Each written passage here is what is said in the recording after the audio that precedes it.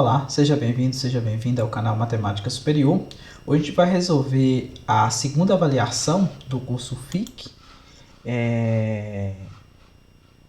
do Instituto Federal do Norte de Minas Gerais. Essa avaliação que eu apliquei para meus alunos no dia 15. Na primeira questão pede para, se existir, calcular o limite e se não existir, exibir dois caminhos distintos de forma que os valores do limite dê diferente. Ok? Então vamos lá para nosso quadro resolver a questão número 1. Bom, eu deixei aqui preparado o limite, é esse limite aqui que a gente tem que resolver. O que a gente pode observar aqui? A gente vai pegar dois caminhos. Vamos primeiro pegar o caminho que a gente vai chamar de C1, que é o eixo do x. Como é que é o eixo do x? São os valores de x, y pertencente a R2, tal que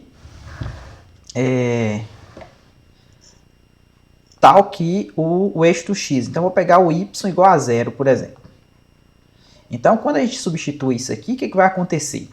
Então, se o y é 0, então esse limite aqui vai ficar limite, o y é 0, então vai ficar x vezes 0 aqui no numerador, beleza? Dividido por quem? Dividido por x ao quadrado mais 0 à quarta, então 0. Então, isso aqui quando x tende a 0, ok? Então, x vezes 0 dá 0, então 0 sobre x ao quadrado dá 0, então esse limite dá 0. Agora, isso aqui em C1, no caminho C1. Agora, se a gente pegar o caminho C2, como sendo a parábola x, y pertencente ao R2, tal que o x é igual a y ao quadrado. É outro caminho que também tende a 0, 0, ok? Quando o x e y tende a 0, 0, sobre essa parábola aqui também vai tender a 0, 0. Então, o que vai acontecer com o valor desse limite? Então, vou ficar com limite. No lugar do x, eu vou trocar por y ao quadrado. Então, y ao quadrado vezes y ao quadrado vai dar y à quarta, dividido x ao quadrado. O que é x ao quadrado? É y à quarta, mais o y à quarta. Isso aqui quando o y tende a 0. Então, isso aqui vai dar meio, ok? Por quê? Porque vai dar 1y à quarta dividido por 2y à quarta. Então, isso aqui em C2. Então, a gente exibiu o quê? A gente exibiu, vou fazer aqui o eixo do plano cartesiano. Então, o primeiro caminho que a gente pegou foi quem? Foi o y igual a 0. O que significa o y igual a 0? Significa o eixo do x, ou seja, a gente tendeu a 0 aqui, né? O y igual a 0, então a gente aproximou aqui, ó. Ou seja, o x tendeu a 0, tá vendo? Tanto pela direita quanto pela esquerda. Os pontos sobre essa reta aqui são os pontos da forma x, 0. Ok? Independentes desse lado ou se desse lado, são pontos que tem essa carinha aqui. E depois a gente fez outro caminho. Qual foi o outro caminho? O outro caminho foi x igual a y ao quadrado. Então, x igual a y ao quadrado vai dessa parábola aqui, ó. Ou seja, os pontos aqui tem a cara de x e, na verdade, tem a cara quem? Aqui, o x é o y ao quadrado e o y é ele próprio. Ok? Tanto daqui quanto daqui, né? Ou seja, aqui os pontos são y ao quadrado e menos y, né? Ok? Porque o y aqui é negativo. O x é y ao quadrado, como é menos y ao quadrado, então vai dar y ao quadrado, ok? O valor de x simétrico dele aqui, por exemplo. Então, aqui também tende a origem, tá vendo? Aproxima de 0, 0. Por aqui, por esse caminho aqui, deu meio, beleza? E por esse outro caminho aqui, deu 0. Então, a gente fala que não existe o limite de xy ao quadrado dividido por x ao quadrado mais y à quarta, quando xy tende a 0, 0, ok? Agora vamos fazer o número 2.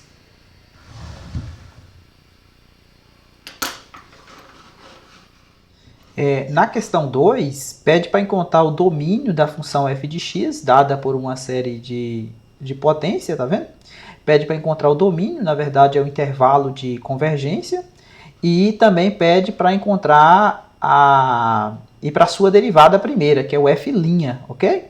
Então pede para encontrar o domínio para f e para a sua derivada. Então a gente vai calcular achar o intervalo de convergência tanto para f quanto para a minha derivada primeira. Bom, eu deixei preparado aqui a minha f é dada por essa série de potência, ok? Só colocar aqui essa série de potência. Então, o que acontece? Eu quero encontrar o meu intervalo de convergência. Então, o que acontece? Para me encontrar o intervalo de convergência, eu vou ter que encontrar o raio de convergência. Então, eu tenho que calcular o limite do módulo do AN mais 1 dividido por módulo por AN, né? Quando o N vai para mais infinito. Então, no lugar do N, eu vou trocar por N mais 1. Então, vai ficar limite. Então, aqui, essa expressão aqui vai ficar quem? Vai ficar módulo de x menos raiz de 3. No lugar do n, eu vou trocar por n mais 1. Então, vai ficar 2n mais 3. Concorda? Porque n mais 1, 2 vezes 1 dá 2. Com mais esse 1 aqui dá 3. Dividido por 3 elevado a n mais 1. Conserva a primeira, multiplica pelo inverso da segunda. O inverso da segunda vai ficar um 3 elevado a n aqui. E aqui vai ficar um x menos raiz de 3 elevado a 2n mais 1. Isso quando n vai para mais infinito. Então, isso aqui é igual. Isso aqui é igual. Bom, esse x menos raiz de 3 aqui, ó, elevado a 2n mais 3, vai cortar com esse. Ainda vai sobrar um quadrado, né? Porque aqui é 3, aqui é 1. Então, sobra um quadrado. Aqui vai sobrar um 3 embaixo, porque esse 3 elevado a n vai cancelar com esse 3 elevado a n. Então, sobrou um limite do módulo de x menos raiz de 3 ao quadrado, ok? Esse aqui vai cortar com esse aqui corta com esse, aqui sobrou um 3 ainda, né? Porque o 3 elevado a n cancelou. Quando o n vai para mais infinito. Bom, pelo teste da razão, a gente sabe, para ver convergência, esse limite aqui tem que ser menor do que 1. Mas esse limite aqui ele é constante, então ele vale exatamente isso, né? Ou seja, o limite da constante é ele próprio. Como está ao quadrado, então na verdade não precisa de módulo, né? O 3 também não precisa, então isso aqui tem que ser menor do que 1. Então, somente se o x menos raiz de 3 ao quadrado é menor do que quem? É menor do que 3, beleza? Esse 3 passa para cá multiplicando. Então, o que acontece? Quando eu extraio a raiz quadrada aqui, o que vai acontecer? Então, o x menos raiz de 3, ele tem que ser menor, né, em módulo, né, que isso aqui, na verdade, está em módulo. Quando eu extraio a raiz quadrada, dá mais ou menos 3. Então, isso aqui vai ficar entre raiz de 3, menor do que raiz de 3, né? Ou seja, I maior. Deixa eu só apagar aqui para dar um espacinho aqui. Então, ele vai ficar entre menos raiz de 3, menor do que x menos raiz de 3, que é menor do que raiz de 3 positivo. Então, se a gente soma, por exemplo, raiz de 3 em todo mundo, o que vai acontecer? Vai ficar zero, né? Porque aqui vai ficar zero. Menor do que x, menor do que 2 raízes de 3. Então, por enquanto, o meu intervalo de convergência é 0, 2 raiz de 3. Como ela está sentada no raiz de 3, e o raio aqui deu raiz de 3, né? Quando você extrai a raiz aqui, ó. Então, aqui ficou 0 e aqui 2 vezes raiz de 3. Então, por enquanto, o meu intervalo de convergência é isso aqui, aberto, aberto. Agora, o que a gente aprendeu? A gente aprendeu que os extremos têm que ser testados separadamente. Então, quando eu pegar x igual a 0, o que vai acontecer? Coloca 0 aqui no lugar do x. Então, essa série de potência vai se transformar numa série numérica. Então, vai ficar menos raiz de 3 elevado a 2n mais 1 dividido por 3 elevado a n. Ok? Então, observe, isso aqui é um ímpar, né? Então, menos elevado a um ímpar vai dar negativo. Então, vai ficar menos... na verdade, esse camarada aqui é raiz de 3, é 3 elevado a meio. Você pode colocar assim, ó, 3 elevado a meio elevado a 2n mais 1 dividido por 3 elevado a n. Então, isso aqui vai dar igual a quem? Aqui multiplica, né? Então, vai ficar menos. Lembrando que esse menos aqui é esse menos 1 elevado a esse ímpar aqui, vai dar negativo sempre. Então, coloquei ele aqui do lado de fora. Então, aqui vai dar 3 elevado a 2n mais 1 sobre 2, né? Que multiplica meio vezes isso, dividido por 3 elevado a n. Então, isso aqui vai dar igual a quem? Isso aqui, ó, é quem? Esse aqui dá para você escrever dessa maneira, raiz somatório, 3 elevado a esse 2n sobre 2 aqui, na verdade dá n, né? Vezes 3 elevado a quem? 3 elevado a meio, beleza? Na verdade é raiz de 3. É a mesma coisa, né? Dividido por 3 elevado a n. Então, esse 3 elevado a n dá para cancelar com esse. Então, sobrou uma série o quê? Uma série constante. Raiz de 3. Menos somatório de raiz de 3.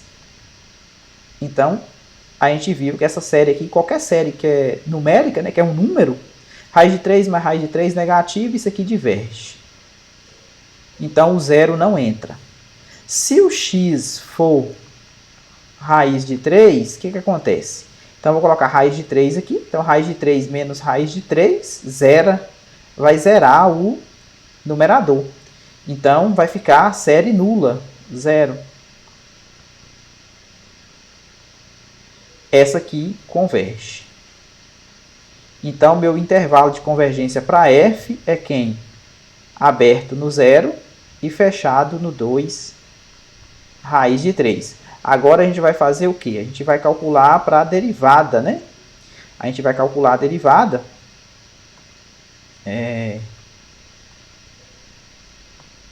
Quem que é o f', né? Eu tenho que a minha f de x é dado por somatório de x menos raiz de 3 elevado a 2n mais 1 sobre 3 elevado a n. Então, quem que é minha f'? Minha f' é esse aqui vai cair, né? Ou seja, vai ser um somatório que agora vai começar do 1, porque o primeiro termo é constante. Então, 2n mais 1 que caiu, que multiplica 2n mais 1, que multiplica x menos raiz de 3. Vou subtrair 1, vai ficar só 2n. E vou conservar o 3 elevado a n. Então, essa aqui é a minha série derivada. Como é que a gente calcula o intervalo de convergência? Novamente, calculando o limite do módulo do an mais 1 sobre a n, quando n vai para mais infinito. Então, isso aqui é igual limite do módulo. No lugar do n, eu vou trocar por n mais 1, então vai ficar 2n mais 3, que multiplica x menos raiz de 3, coloca n mais 1 aqui, então vai ficar 2n mais 1, dividido por 3 elevado a n mais 1. Conserva a primeira, multiplica pelo inverso da segunda. Então, vai ficar 2n mais 1 aqui.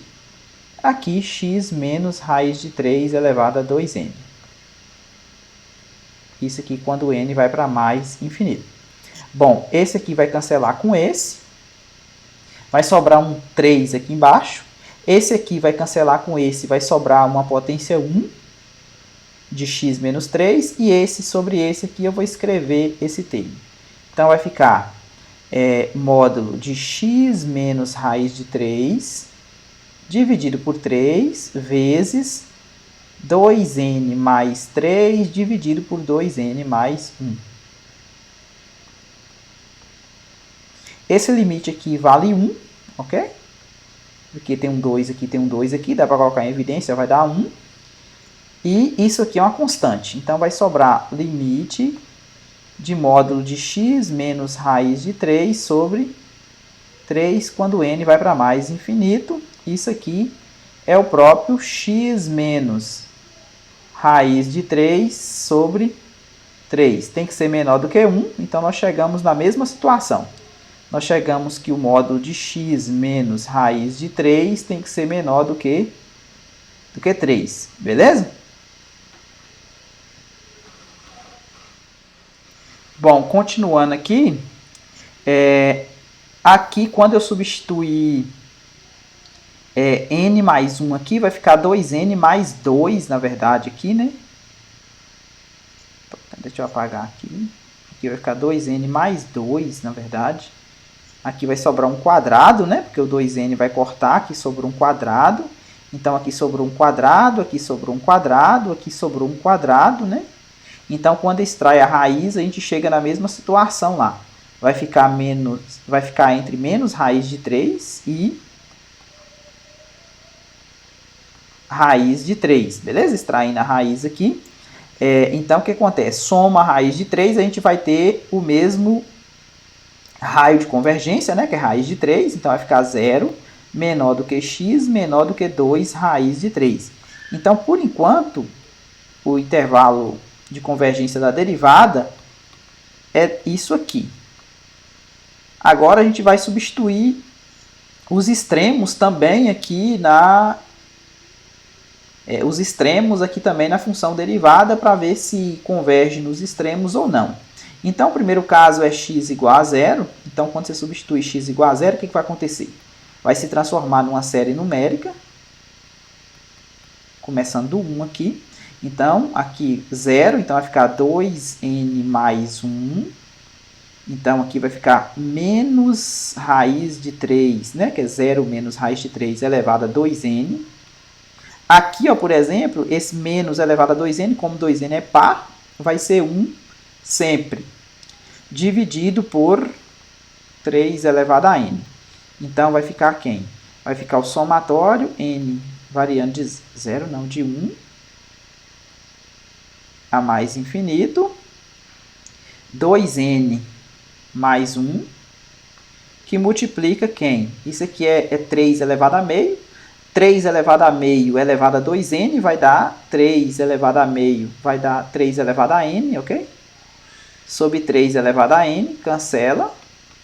Então, isso aqui deu uma série 2n mais 1, quando n vai de 1 a mais infinito. Como o limite do enésimo termo não tende a zero, na verdade vai para mais infinito, então aqui a gente vê que diverge. Beleza? Para zero, diverge. Então, não entrou o zero. Agora, se eu pegar x igual a 2 raiz de 3, 2 raiz de 3, que é o outro extremo. Então, o que vai acontecer? Substituindo, vai ficar o somatório. Vamos dar uma olhada lá como é que era. 2n mais 1. Aqui, acho que tem um erro na primeira questão lá, a gente vai corrigir depois da f, o intervalo da f, acho que eu substituí raiz de 3, em vez de 2 raiz de 3, o outro extremo é 2 raiz de 3, ok? Depois a gente vai dar uma olhadinha lá depois. Então, vou substituir 2 raiz de 3 menos raiz de 3, ainda vai sobrar um raiz de 3 positivo, ok? Então, então, vai ficar 2n mais 1. Então, vai ficar um raiz de 3 positivo elevado a 2n, dividido por 3 elevado a n, quando n vai para mais infinito. Aqui, a mesma situação anterior, esse termo aqui vai cortar com esse, vai sobrar esse aqui. Então, também vai divergir. Diverge. Só voltando lá na primeira questão, a minha f de x era dado por o somatório de x menos raiz de 3 elevado a 2n mais 1, dividido por 3 elevado a n. N do zero, n variando de 0 até infinito. E um extremo lá que eu testei foi o x igual a... tem que ser 2 raiz de 3, não raiz de 3, né? Eu falei que dava 0 lá, mas na verdade não dá 0.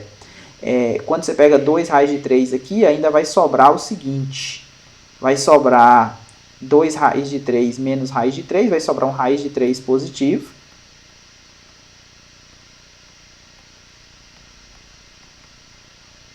Opa, aqui n igual a 0 a mais infinito. Então, isso aqui vai dar esse vezes esse, a potência de potência, meio vezes isso, vai dar um 3 elevado a n, né? Esse vezes um raiz de 3, dividido por 3 elevado a n. Então, corta esse com esse.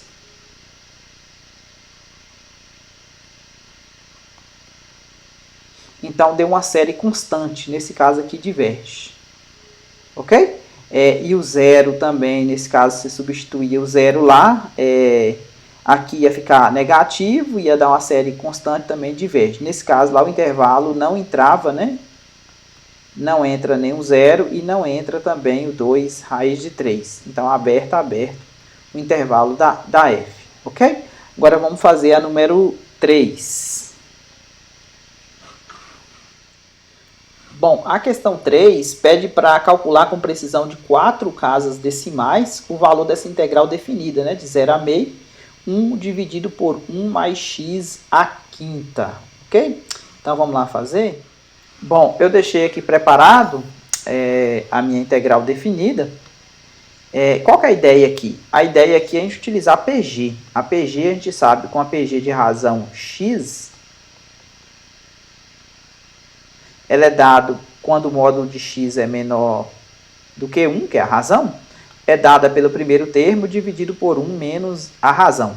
Então, a ideia aqui é eu escrever essa integral aqui como sendo a integral de 0 a meio de 1 dividido por 1 menos x à quinta dx. Por quê? Porque com essa história aqui, ó, quando o módulo de x à quinta, né, menos ele, for menor do que 1, ou seja, quando o x estiver entre menos 1 e 1, que é o caso que eu preciso aqui, ó, 0 a meio para calcular a integral, eu posso utilizar o quê? Eu posso utilizar essa fórmula aqui para representação em série de potência.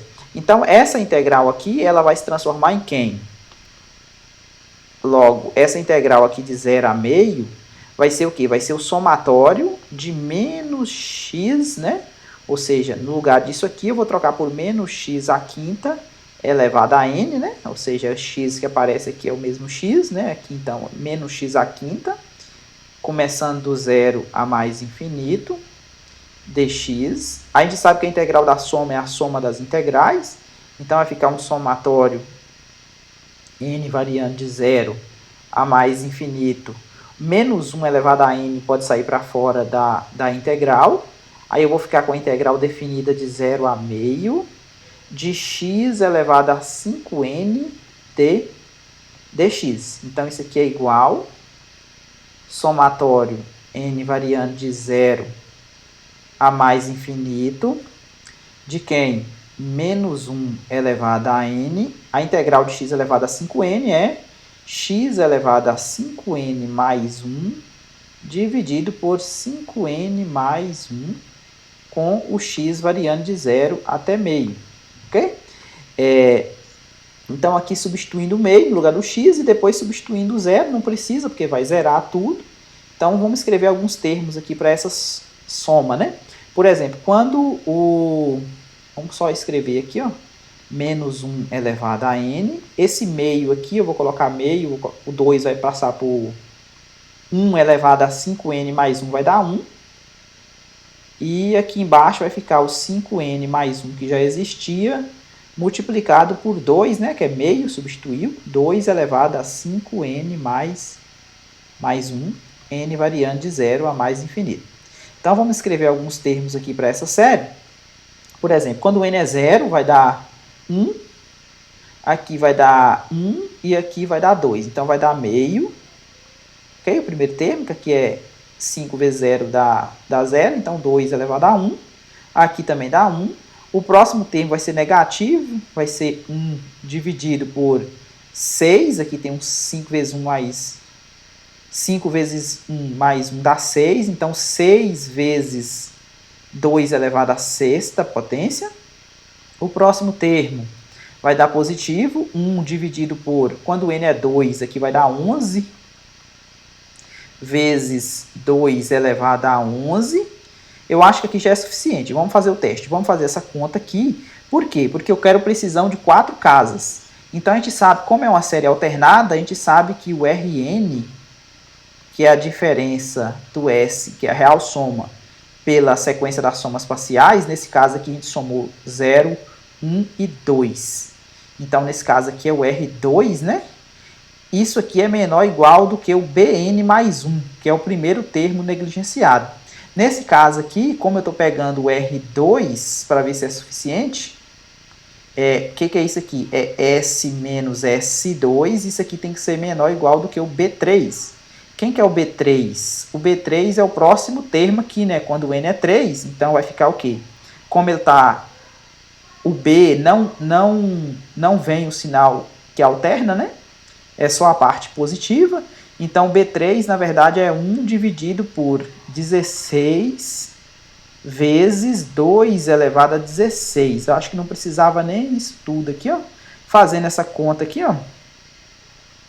Aí você pega uma calculadora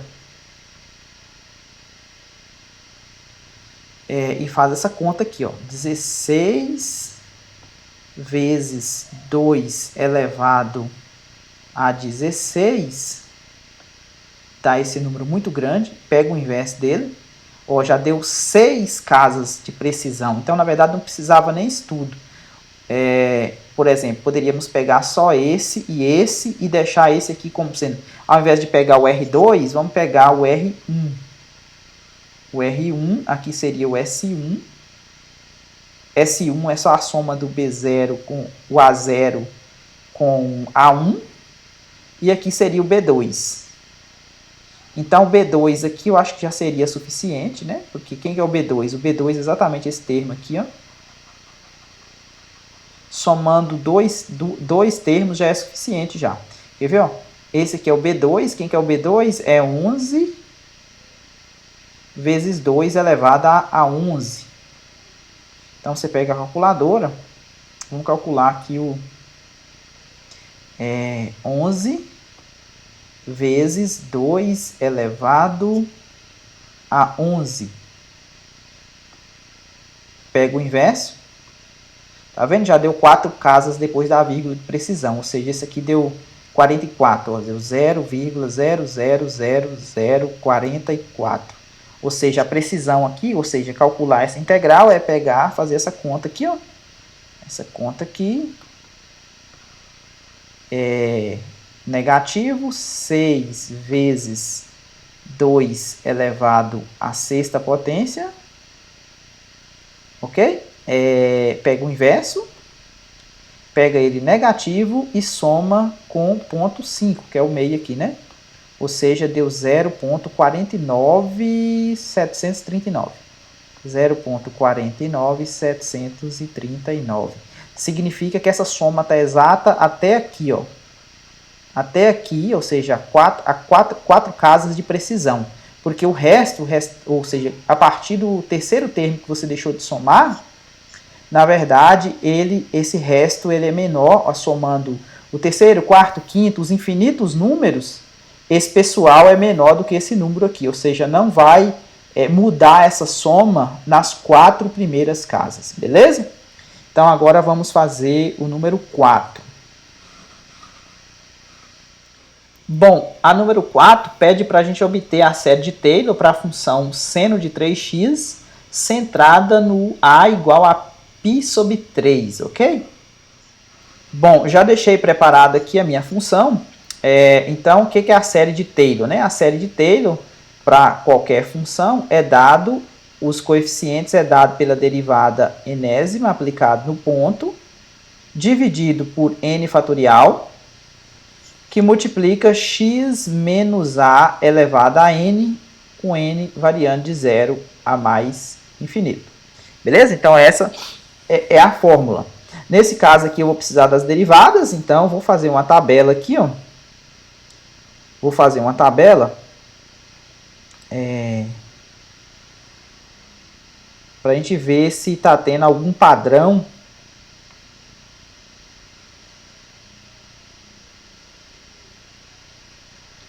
com essas derivadas.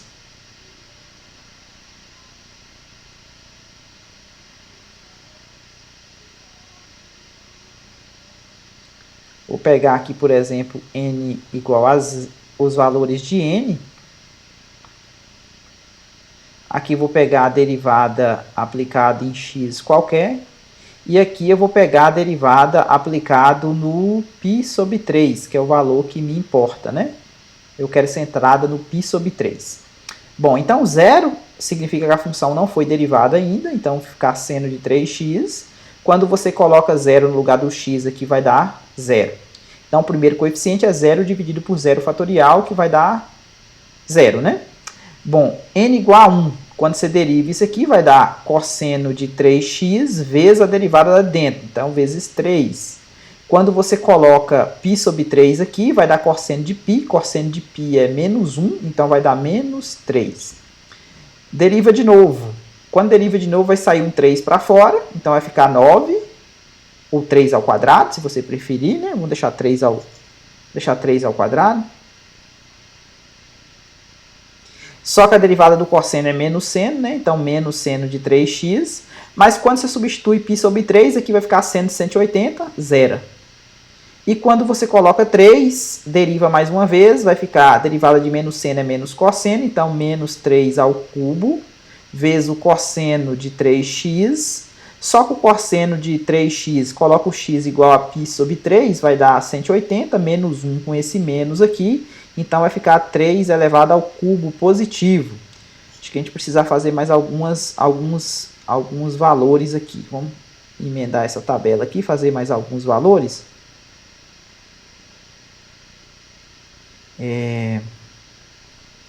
Fazer para 4.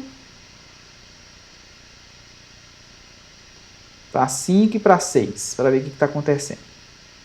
Acho que já é suficiente para a gente poder generalizar.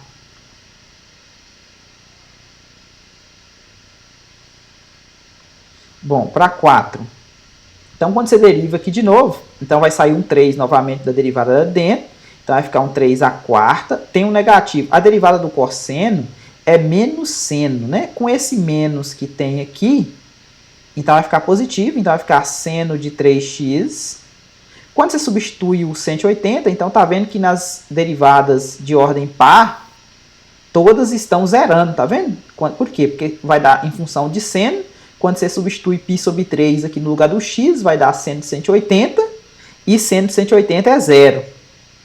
Agora, 5, a derivada do seno volta para cá, tá vendo? A diferença é que agora vai sair uma derivada de dentro, então vai ficar 3 elevado à quinta potência, cosseno de 3x, coloca o π sobre 3 aqui, vai dar menos 1, porque vai dar 180, né? Cosseno de 180, então vai ficar menos 3 elevado a 5.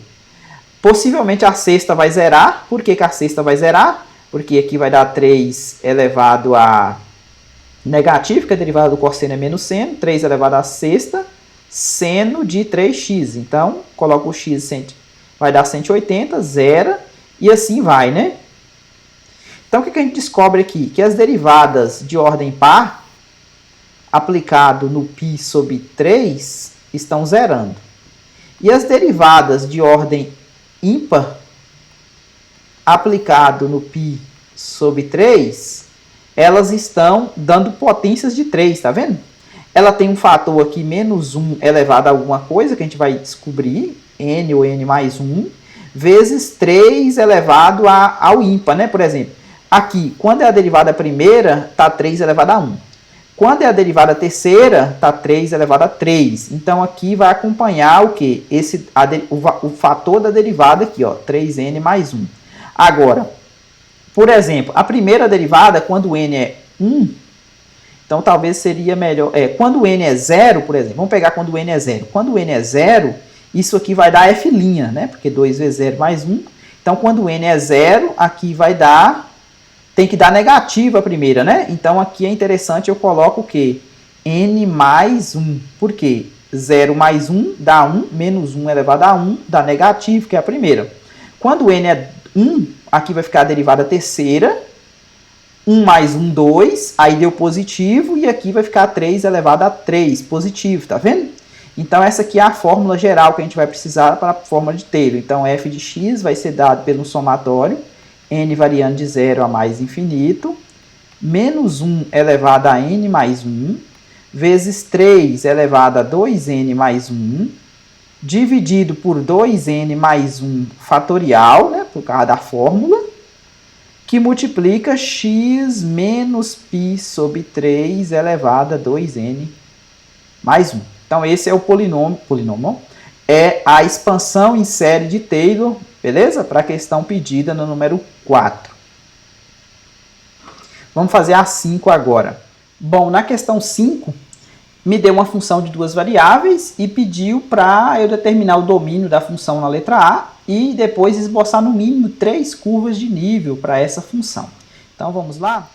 Bom, aqui eu deixei preparado quem que é o domínio, o que eu preciso preocupar aqui?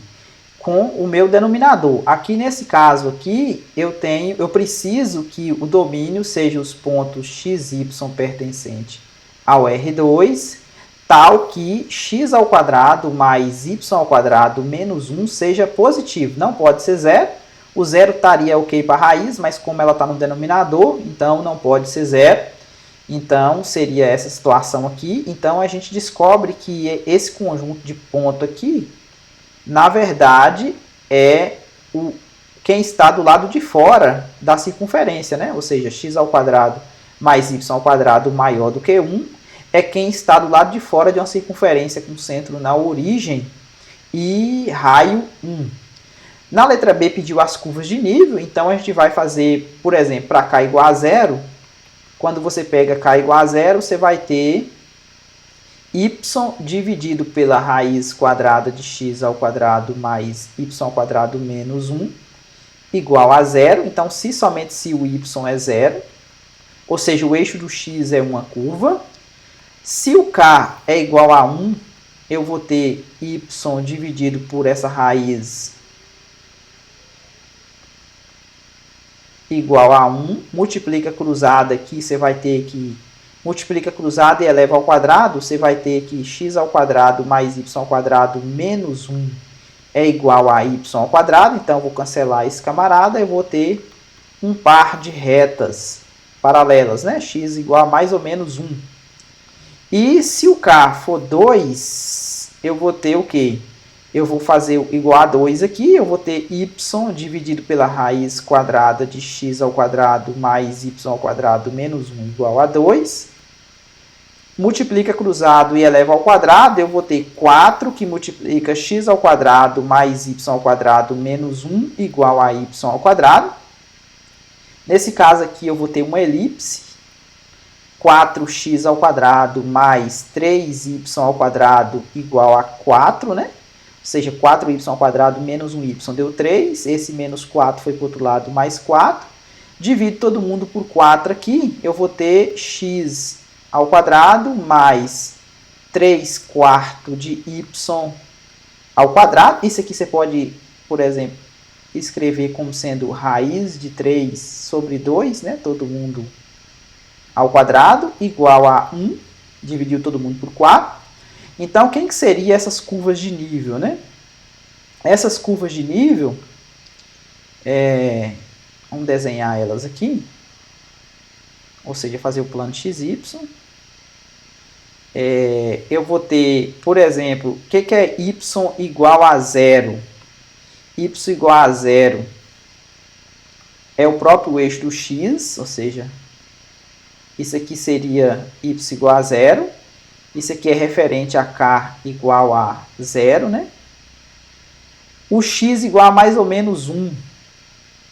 O x igual a mais ou menos 1 seria um par de retas, né? Ou seja, menos 1 e 1.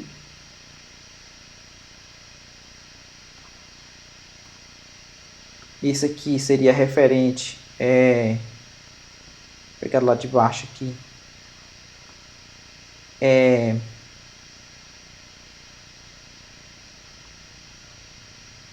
O k igual a 1.